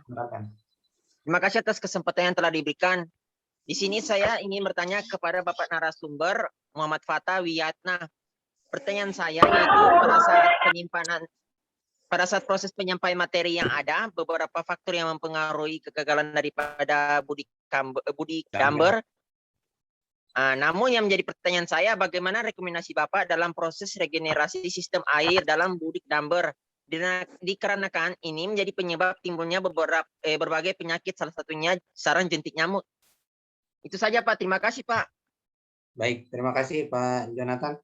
Silakan Pak Fattah untuk menanggapi pertanyaan tersebut. Ya, terima kasih Pak Jonathan ya. Jadi dalam aquaponik sama ya, aquaponik ataupun dari Budik Damber ini itu karena tidak terjangkau oleh ikan ya. Ada dalam pot atau dalam misalkan cup itu karena tidak ada akses ya, dan dia nyamuk itu dia akan berkembang karena di sini ada nutrisi sehingga dia regenerasi nyamuk anaknya sehingga dia bertelur di cup itu. Nah, sehingga kalau tidak terjangkau oleh ikan maka tidak bisa dimakan. Nah, itu. Nah, salah satunya kalau di sini itu ya, itu dicelupkan Pak, sehingga si jentiknya keluar dari cup ya. Mereka keluar dari cup. Kalau sudah keluar dari cup ya sudah jadi santapan ikan yang kita pelihara. Nah, itu diantaranya. Karena kalau dibiarkan itu jadi sarang nyamuk Pak. Itu baik di aquaponik ya, mungkin kalau di kamar gampang ya, kan ada kapak itu. Kalau di aquaponik misalkan menggunakan guli yang pipa itu rumah sudah sulit untuk bisa diselesaikan ya, karena banyak jentik nyamuk yang tumbuh di guli aquaponik yang kita pelihara. Tapi secara kalau buat Budik Damber seperti itu Pak yang saya gunakan, yang saya lakukan. Baik, gimana Pak Jonathan? Ya, terima kasih Pak atas sarannya Pak, atas jawabannya Pak. Baik, terima kasih. Selanjutnya barangkali ini ada Ibu Setiati Rahayu SPI. Mangga dipersilakan untuk on cam Bu. Halo. Ibu Setiati Rahayu ini bertanya berapa padat tebar benih lele dalam Budik Damber dan idealnya berapa ukuran benih lele yang baik untuk ditebar di Budik Damber, itu barangkali Pak pertanyaannya. bisa ke Ibu Yuli atau ke Pak Fatah, mangga silakan ditanggapi. Silakan Pak Fatah aja yang Pak Fatah. jawab, Pak. Mangga, Pak. Gimana Pak? Betul? Yang mana? Ibu Setiati Rahayu SPI ini bertanya berapa pada tebar benih lele dalam budik damber dan idealnya berapa ukuran benih lele yang baik untuk ditebar di budik damber. Ya, kalau saya sendiri itu ya kalau budik damber itu kan kita skalanya kan kecil Pak ya, dari kata Bu jelaskan. Jadi pengamanannya kalau saya lebih cenderung di atas 10 cm kalau buat lele. Jadi kalaupun buat ikan budiknya biasanya sekitar dua jari gitu ya, 2 jari supaya aman. Kenapa? Karena mungkin dalam media terbatas itu pun suplai oksigen pun terbatas pula ya, biasanya lebih ikan yang lebih besar ataupun yang lebih besar yang lebih dewasa itu lebih kuat ya untuk menerima misalkan kondisi seperti itu ya. Nah yang kedua bagaimana pada tebarnya. Nah tadi mungkin saya sampaikan juga ya, pada tebar itu tergantung dari kualitas air yang kita kelola dalam budik damber tadi itu.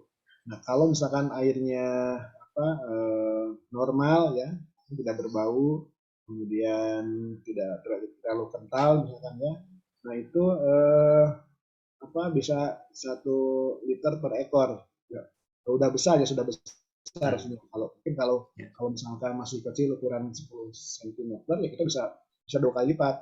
Itu setelah 1 bulan itu mesti kita sortir, kita bagi 2. Karena kalau misalkan kita tebar padat, misalkan sekarang dari 200 liter, misalkan 300 ekor, maka itu kalau sudah besar ukuran, misalkan kalau sudah sekitar menjelang 1 bulan lewat, itu sudah mulai ada kanibal gitu ya. Mungkin karena kepadatan. Maksudnya biasanya kita pisah Pak, kita pisah. Jadi dua wadah, jadi 2 ember. Nah, sehingga itu bisa mengurangi akumulasi amoniak atau kotorannya. Yang kedua dari sisi kepadatan pun bisa berkurang kalau misalkan ukuran lele ataupun ikan itu sudah membesar. Jadi yang selama ini itu yang saya gunakan adalah sekitar antara 800 sampai 1000 mili per liter per ekornya. Itu Pak. Jawabannya Assalamualaikum warahmatullahi wabarakatuh. Waalaikumsalam warahmatullahi wabarakatuh. Baik, selanjutnya dari Bapak Tiarsono. Mangga Pak, kalau ada bisa on cam atau saya bacakan. Bapak Tiarsono, pertanyaannya, jika ikan lele ada penyakitnya, misalkan berjamur dalam budidaya, apakah ada cara untuk mencegahnya Pak? Barangkali ke Pak Fatah aja mungkin ini. Kalau berjamur mungkin Bu Yuli ada rekomendasi ala yang ikan berjamur pengobatan. Ya. Salah satu kelemahan dari ikan-ikan yang tidak memiliki sisik adalah mereka sering mudah terkena penyakit jamur, karena sisik itu salah satu pelindung ikan dari jamur-jamur yang pasti terasosiasi di dalam air. Jadi itu salah satu kekurangan untuk ikan-ikan yang berlendir adalah mereka mudah terkena jamur. Ya, jamur itu biasanya pada tubuhnya itu terlihat bintik-bintik putih seperti kapas ya. Nah, tadi sudah dipaparkan oleh Pak Fatah bahwa salah satu kiat sukses melaksanakan budik damber ataupun budik damdrum salah satunya adalah dengan menggunakan ikan dan tanaman yang sehat. Ya, karena dengan pada saat dibudidayakan ikan dan tanaman yang sehat itu akan lebih mudah tumbuh dibandingkan dengan ikan yang sakit. Ya, kenapa ikan yang tadi ada yang bertanya di kolom chat itu kenapa nggak gede-gede gitu ya? Nah, di dalam pertumbuhan ikan itu prinsipnya adalah efisiensi pemanfaatan energi. Ya, jadi kalau misalnya ikannya sakit atau kurang bagus genetiknya, ya, maka pakan yang walaupun cukup pakan yang diberikan pada pada ikan tersebut, maka energinya banyak tersedot untuk merecovery atau berusaha menyembuhkan dirinya, sehingga yang tersisa untuk tumbuh itu menjadi kecil gitu. Sehingga kalau misalnya saya menyarankan untuk mendapatkan ikan dan tanaman yang baik itu seperti disarankan oleh Pak Fatah tadi, pilihlah ikan yang sehat pada saat memulai budidaya dengan membeli di tempat-tempat yang terjamin, misalnya di BBI ya. BBI sekarang banyak melakukan penyebaran benih untuk dibeli oleh masyarakat. Kemudian bagaimana mencegahnya? Yaitu bisa dengan menggunakan, kalau yang paling mudah itu dengan menggunakan garam ya. Garam itu merupakan antiseptik generik yang paling mudah digunakan karena dia bersifat antibakterial dan anti fungi ya.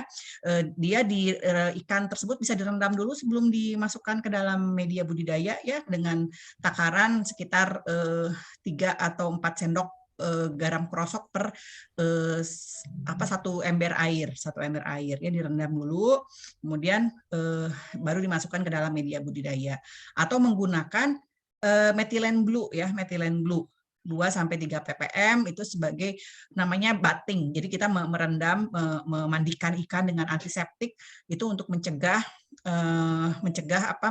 terjadinya jamur.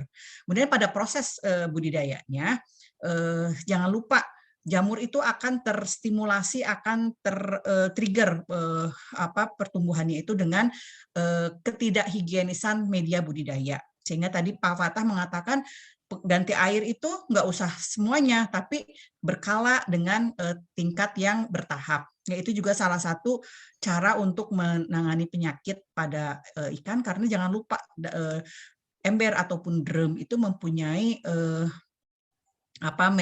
volume air yang terbatas sehingga mudah sekali memicu terjadinya penyakit. Kemudian tadi disarankan menggunakan probiotik, itu salah satu upaya mencegah terjadinya penyakit di dalam media budidaya, karena penggunaan probiotik, bakteri di dalam probiotik itu sendiri akan menggeser, mekanismenya itu menggeser mikroba-mikroba patogen yang terdapat di dalam air, sekaligus menekan bau yang ditimbulkan dari sisa metabolisme ikan. Ya. Kemudian bagaimana katanya apabila beresidu direndam, Pak, tidak dimasukkan metilen blue-nya, tidak dimasukkan ke dalam media budidaya, tapi ikan direndam, ikannya yang masuk ke dalam media, bukan metilen blue-nya yang masuk. Gitu. Itu rupanya Pak Walim ya. Mudah-mudahan menjawab pertanyaan yang di chat. Di Tiaksono, Pak Tiaksono. Baik, terima kasih Ibu Yuli atas jawabannya. Yang selanjutnya ini ada beberapa lagi. Pak Eko Widianto, mangga Pak, bisa on cam atau saya bacakan saja. Ini mungkin pertanyaan ditujukan ke Pak Fatah. Berapa perbandingan pakan dan probiotik pada saat proses fermentasi, Pak? Mangga. Baik, terima kasih ya Pak Eko ya. Ini pun yang sering digunakan juga dilakukan oleh Ibu Yuli dan mahasiswanya. Jadi salah satu pembuatan pakan ini penambahan air dalam pembuatan pakan ini ya, itu tergantung dari bahan pakannya, apakah dia kering ataupun basah ya. Artinya endingnya adalah targetnya adalah kandungan air dalam campuran itu biasanya sekitar 30% Bu Yuli ya. Sekitar 30% lah. Artinya kalau kita kepal itu hanya sedikit netes gitu ya. Nah, itu kondisi yang baik buat fermentasi. Begitu Pak. Nah, kalau kemarin saya coba sini ya, itu jadi kalau misalkan kalau dibuat pelet ini tentu bukan hanya misalkan ada beberapa bahan ya yang kita campurkan ya, termasuk perekat, mungkin ada gula ataupun formulasi sebagainya. Nah, kemudian ada sumber-sumber protein dan sebagainya untuk melengkapi bahan pakan yang akan kita dibuat pelleting seperti itu. Nah, jadi itu Pak, kalau misalkan ini pengalaman kalau di sini itu ya, kalau misalkan yang digunakannya ada beberapa bahan yang agak kering, nah itu dalam 10 kilo pakan keseluruhan itu biasanya kita gunakan 100 ml probiotik, kemudian campurkan dengan 3 liter air.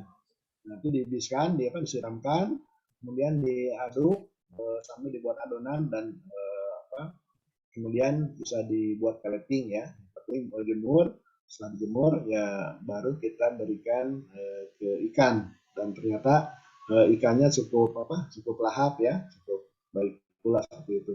Dan kita ukur juga pertumbuhannya baik pula ya. Nah, salah satu hal yang menurut saya bahwa kelebihan dari pakan yang kita buat fermentasi itu ternyata tingkat amoniaknya dalam residu itu sangat berkurang. Nah, itu baik di ikan ataupun misalkan di ternak, seperti itu ya yang saya alami ya. Jadi pakan yang fermentasi itu mungkin karena tidak ada campuran-campuran bahan kimia ya, sehingga hasil prosesnya bisa baik ya, artinya kandungan amoniaknya menjadi lebih rendah. Itu Pak Eko. Boleh izin Pak Walim untuk boleh, mangga silakan Pak. Pak Fatah, yang saya kan menggunakan sistem aquaponik Pak Fatah. Untuk pakan yang saya pertanyakan tadi itu saya pakai pakan pelet, terus saya kasih E4 perikanan sama sedikit tetes sama air Pak. Nah, tapi setelah kita berikan pakan itu ke lele, itu yang menjadi kendala buat saya untuk instalasi pipanya, terus ataupun di filternya itu nanti ada seperti lendir gitu Pak. Nah, itu yang akhirnya saya nggak pakai lagi E4 perikanan. Tapi setelah pakai itu sebenarnya untuk ikannya bagus, tapi untuk tanamannya yang nggak bisa tumbuh maksimal Pak, dengan menggunakan campuran seperti itu tadi. Apakah di situ ada kendala saya kebanyakan E4-nya ataupun tetesnya ataupun yang apa? Itu aja Pak Fatah. Terima kasih. Ya.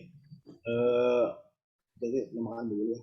Nah, kalau misalkan salah satu ya ini kekurangan ya, kelemahan dari aquaponik ini, kalau diberikan misalkan pakan yang ini ya Mas, yang semprot menggunakan probiotik ini, ya emang itu akan muncul misalkan bakteri ya diantaranya dalam jenis seperti itu. Nah, kemungkinan Pak itu ya ada dua. Yang pertama, misalkan kita terlalu banyak misalkan memberikan campuran probiotik dan gula ataupun misalkan molasesnya.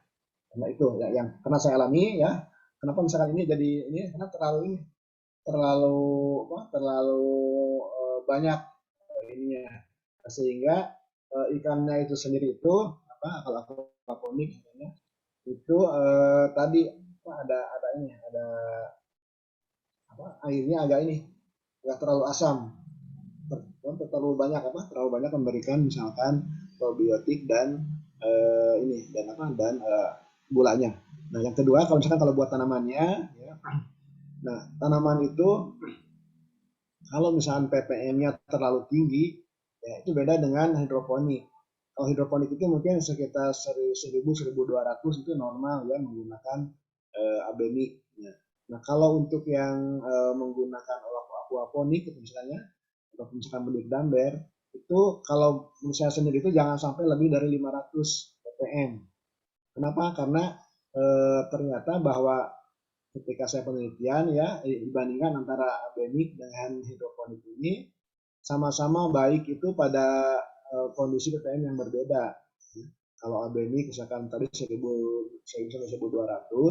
Nah, kalau yang ini kalau yang organik ya menggunakan aquaponik tadi itu 250 ppm sampai 300 itu sudah bagus. Nah, jadi kemungkinan itu terlalu banyak Pak terlalu tinggi ppm-nya sehingga bukannya baik malah seperti layu gitu si tanamannya. Kalau pas ppm-nya ya Tidak terlalu kental, tidak terlalu tinggi, itu tanamannya cukup baik. Begitu Pak. Oh, siap. Mungkin dari Bu Terima Yuli. kasih Pak Fatah, informasinya Pak Fatah. Baik, terima kasih Pak Fatah sudah menjawab. Ada satu lagi Pak, dari Pak R. Hidayat, akan saya bacakan aja. Bisa dijelaskan secara singkat bagaimana pembuatan POC dan dengan ROSDA tadi Pak? Mohon dijelaskan secara singkat saja. Ya. Bapak Ibu kalau misalkan ingin misalkan melihat jauh banyak ya terkait ROSDA buat pengolah sampah menghasilkan itu, silakan di YouTube bisa dilihat, bisa dicari dengan diketik ROSDA sampah, maka itu akan semua akan mulai dari cara pengoperasian, pemanfaatan dan sebagainya ya, itu insya Allah bisa ada di situ ya. Nah intinya Pak ya, ROSDA itu adalah mengolah sampah organik sama makanan secara fermentatif ya. Jadi dalam paket ROSDA itu ya alat lengkap, kemudian kita tambahkan starter bakterinya. Nah, starter bakteri itu digunakan untuk awal saja. Setelah menghasilkan POC ataupun cairannya, maka cairan itu sudah otomatis menjadi probiotik atau starter buat yang lainnya ya.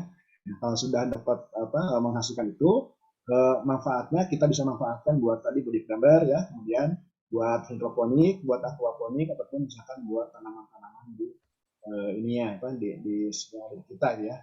Nah kemudian ya, kalau setelah penuh ya padatannya itu pasti ada padatannya karena itu hanya fermentasi aerob. Nah jadi kita panen cairannya kita panen, kemudian padatannya kita keluarkan, campurkan dengan media tanah, itulah sebagai media tanam.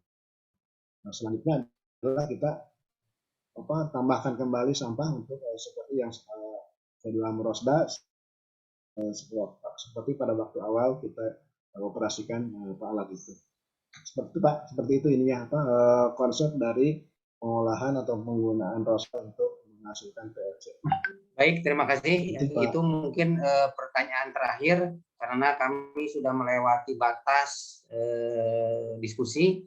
Oleh karena itu kita tutup dan akan saya serahkan kembali ke MC. Mangga MC dipersilakan.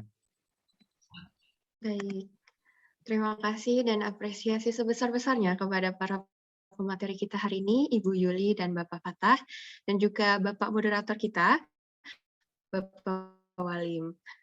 Kita akan masuk ke sesi acara selanjutnya, yaitu penyerahan sertifikat untuk para pembicara dan juga moderator sebagai bentuk apresiasi kami selaku panitia. Kepada panitia,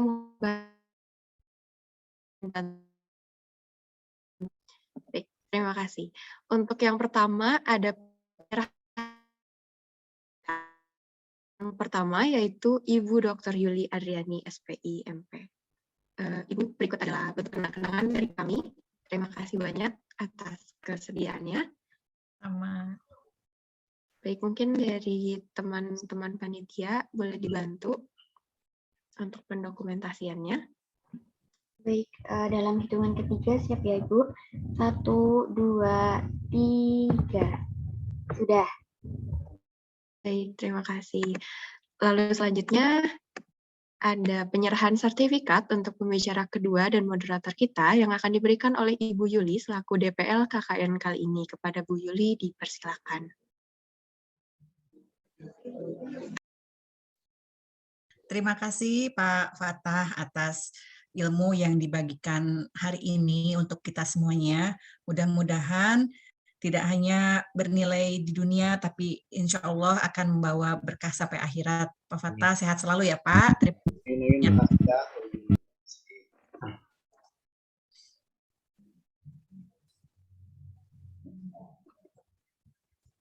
Baik, mungkin dari teman-teman panitia boleh dibantu untuk pendokumentasiannya. Baik, dalam hitungan ketiga siap ya Bapak Ibu. 1, 2, 3. Sudah.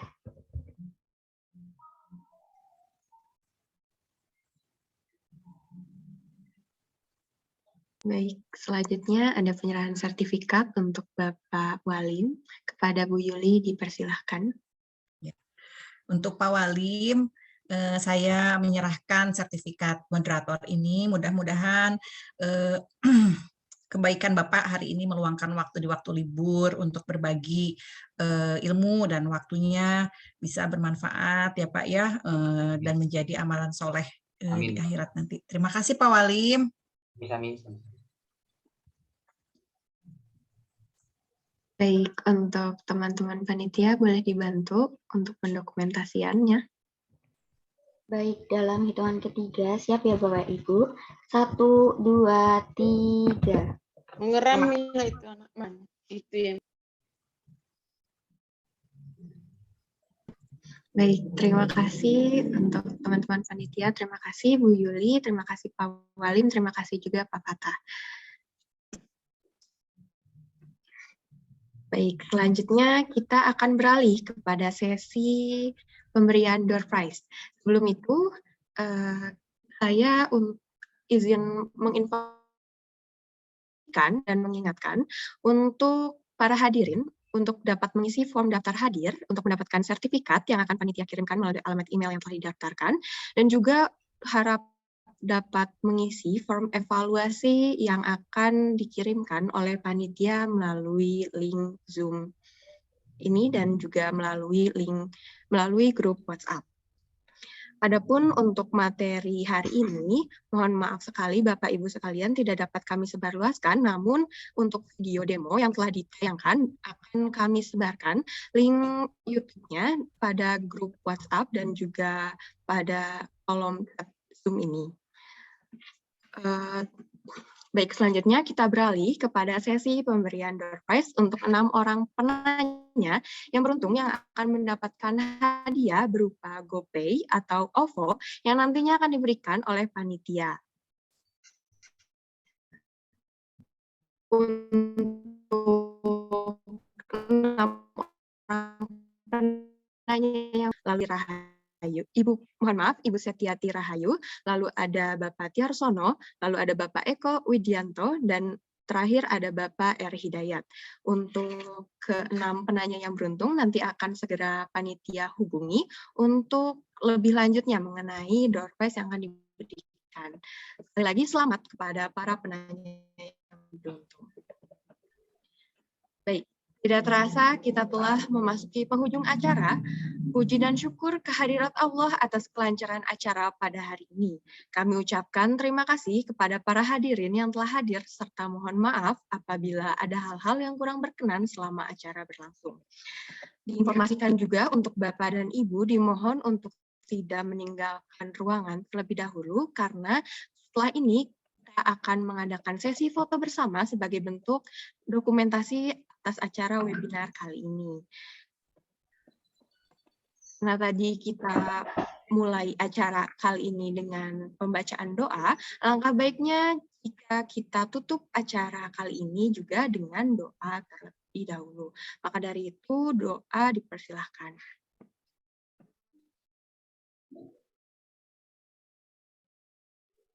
Berdoa dicukupkan. Sekali lagi untuk Bapak Ibu hadirin sekalian dimohon untuk tidak meninggalkan ruangan karena kita akan melakukan sesi foto bersama sebagai bentuk dokumentasi kepada para panitia. Mungkin dapat dibantu untuk foto bersama.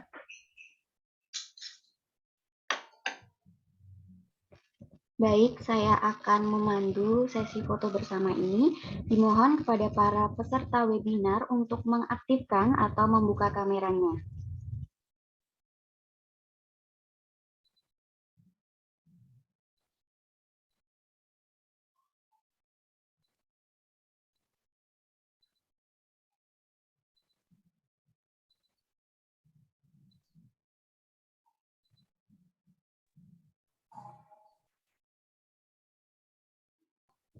Baik, sepertinya sudah banyak yang on cam, jadi kita langsung saja untuk memulai sesi foto bersama.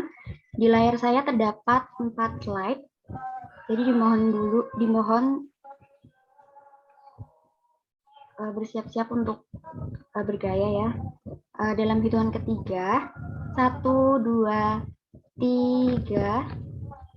Selanjutnya untuk slide kedua, 1, 2, 3, slide ketiga, 1, 2, 3, slide terakhir, slide keempat, 1, 2, 3. Terima kasih, saya kembalikan ke MC. Baik, terima kasih. Sekali lagi untuk Bapak, Ibu, dan rekan hadirin atas kehadirannya, sesi foto bersama tadi mengakhiri acara webinar kali ini. Saya Mutiara Syifa sekali lagi memohon maaf apabila ada kesalahan selama acara ini berlangsung. Terima kasih atas kehadiran Bapak dan Ibu. Untuk video untuk video demo yang telah ditayangkan akan segera melalui chat Zoom dan juga melalui grup WhatsApp. Untuk para penanya yang tadi beruntung juga nanti akan segera dihubungi oleh panitia. Sekali lagi, terima kasih atas kehadirannya. Saya Mutiara Syifa. Selamat siang, sampai berjumpa pada kesempatan lainnya. Untuk para hadirin diperbolehkan untuk meninggalkan ruangan. Terima kasih. Bapak Ibu. Pak Wali, Pak Fatah, turun.